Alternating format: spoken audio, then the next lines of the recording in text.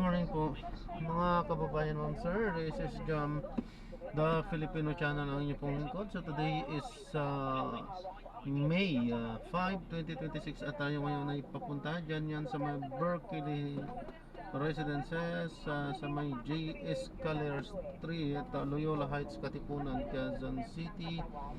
At dadalhin po natin yan sa may College of Mass Communication sa may Plaridel Hall, UP Diliman Campus. Dito yan sa may Diliman, Quezon City. Okay, magbabalik po tayo mamayang konti pag nakuha na po natin sila. Disclaimer lamang po ang content po natin ay kalsada at hindi ang passenger. Kaya naman, so sakali man po na may marinig kayo mga pangalan ng lugar, pangalan ng tao, pangalan ng organisasyon, government o private man yan, ay wala pong kinalaman ng channel nito at wala pong pinapatungkulan. Lahat po ng pinag-uusapan dito ay pawang dito lamang po yan sa loob at wala pong pinapatungkulan sa labas.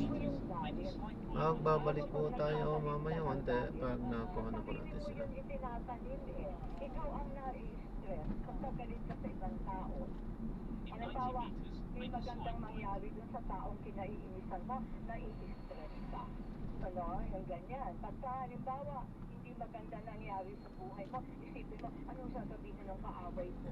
Nai-stress ka. Ikaw ang nagdadala ng bigat. So, may galit ka sa ibang tao. Kaya, forgive also. And you also forgive yourself para hindi mo dala-dala yung paninisi or regret or guilt. Kasi yun nakaka-stress yun. Lagi mo sa konsiderasyon, di ba? Oo. Pero,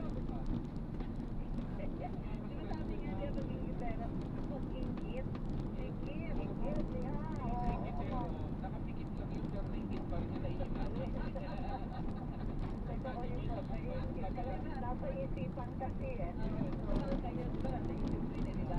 Bakit pigit at lagi mo habang nakikita mo yung ano? Pero nasa isip mo pa rin pag pinigit, diba? Hindi totoo yun, higit-higit. And nasaan yun? Nasa isip kasi yun eh, diba? In the mind. Nasa isip mo yun, kasi kahit pumikit ka na pumikit, matulog at matulog ka na. Kung ikay talagang ingit, hanggang pag-isip mo na tumasan, ingit ka pa rin. Oo. Diba daw? Lalo na kung maasar ang buhay niya. Tapos ikaw hindi. No? Nagpando kaya ilang araw na namin pinag-uusapan ni Marjo. Ano yung parang bigla kami napalit na kami ganito, ganyan. Dadaanan. Sabi, kaya lagi enjoy life. Diba? Huwag ka magkano sa nagpapaiksi ng buhay ang stress, Doc. Oo, yes. Kasi nga, ang dami yung sakit na dinudungdung yan eh. Ang stress, no? Lalo na yung mga tao na hindi marunong maglabas ng sama ng loob o ng takot, yung hindi marunong mag-share. Ayun, lalo na nagkakaroon sila ng mga liver cancer o kaya mga cancer dito sa abdominal area. No, dahil sa stress, dahil dinadala nila ang stress. Alam mo, may mga tao na akala mo very smooth ang buhay nila, lagi lang nakangiti, laging tahimik, very pleasant, pagkatapos bigla namamatay kasi yung stress nila nandun sa loob ng katawan, hindi nila nilalabas. Dahil, kinikimkim. Kinikimkim, oo. Kaya sabi ko,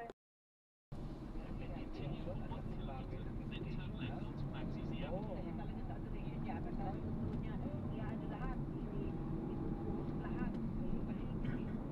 Kahit hindi, kung wala akong adoration chapels malapit sa inyo, kahit yung mga garden, public park na at may oras na tahimik. Pwede. Meditation yan eh, mahalaga talaga.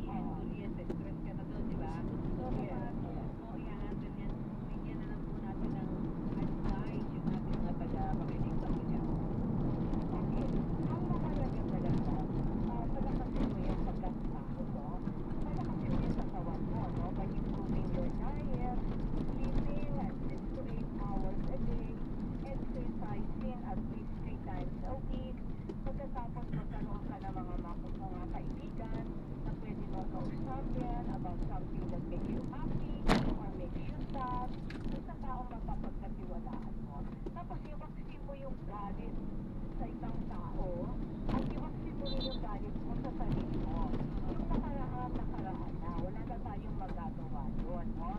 Ang isipin natin, ano ang magagawa natin mula ngayon upang magpaganda ang ating relasyon, magpaganda ang takbo ng ating buhay.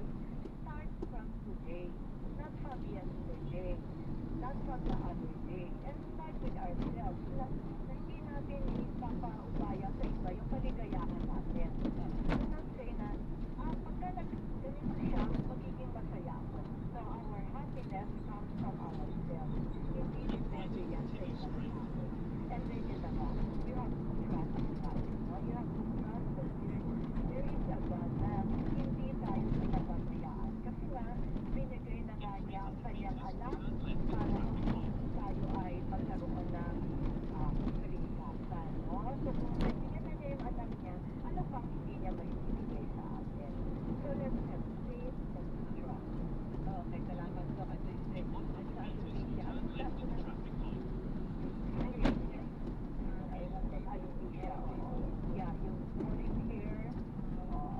although meron genetic component yan, pero na-aggravate siya talaga ng stress. malala. Eh, Doc, maraming salamat po. Doc, thank you. Ayan, si Dr. Imelda Villar po, yung ating nakapuntahan, isa hong psychologist. Bahay, ganun-ganun lang yan, alas 10:46 na. Usap tayo. Super kwentuhan with Mark and Susan. DCWB, Balita Totoo!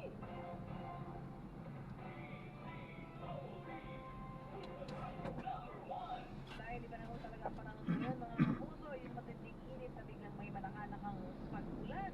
Lagot kang bata ka. Mabuti na lang at may Immunimax food supplement. Ang Immunimax ay gawa sa CN Glucan na nagmula pa sa Switzerland. Ito po ay available in capsule for adults, serve for kids, also imported variant. Mula sa aming studio, kahit nasan ka pa, magandang balita talaga ang Immunimax. Mahalagang paalala, ang Immunimax at Immunimax Forte ay hindi gamot at hindi dapat gamitin panggamot sa anumang uri ng sakit. Morning, my dear Flor. Hindi ko pala, parang hindi kayo matuloy. Kenny, sorry, hindi kita nakita. Natuloy ka tuloy. Good eyesight takes perfect moments for expert eye care, state-of-the-art facilities, affordable eyewear. Go to EO. EO, love your eyes. Or expert eye care. Come to EO Executive Optical. Over 300 stores nationwide. EO Executive Optical. Love your eyes. Ang lamig. Teka, yakapin kita. Sarap ng feeling. Everest Air Conditioner. Hon, ano ever best place mo in the world? Siyempre, right here with you. Oh. Everest Air Conditioner. Clean, healthy air. Energy saving. Everbest from Everest. Everest Appliances, bringing quality and wellness close to home. Health, wellness, and energy saving. Everbest from Everest. Alamin ang mas pinalawak at pinagbuting benepisyo ng PhilHealth. Alagang PhilHealth. Makinig, tumutok sa 30 minutong talakayan na maghatid ng kaalaman para sa lahat ng miyembro ng PhilHealth. Tuwing Huwebes sa ganap na alas 3 hanggang alas 3:30 ng hapon sa programang Servisyo on the Spot. Kasama sila Cathy Sangabil at Christine May Magno mula sa PhilHealth Corporate Communication Department at mga panauhin. Alagang PhilHealth.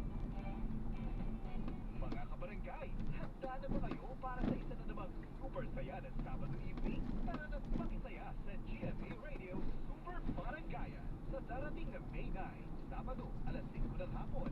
Dadayo naman ng Super Radio DCWB at Barangay MS 97.1 sa Villanova Subdivision Covered Court, Barangay Nagkay Sanglayon, Quezon City. Para sa isang super unforgettable na gabi, makikipagkulitan dyan ang inyong paboritong Barangay LS DJ na sina Papa Ace at Miss Malaya. Kasama rin ang ating Super Radio anchors na sina Tony Aquino at Glenn Weck.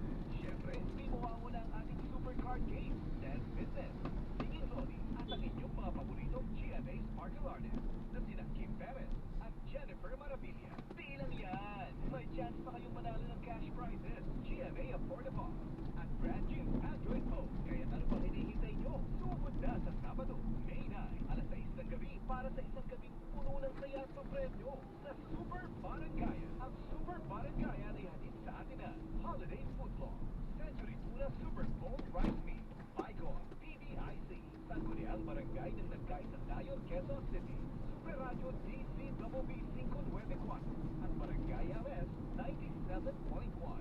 Forever.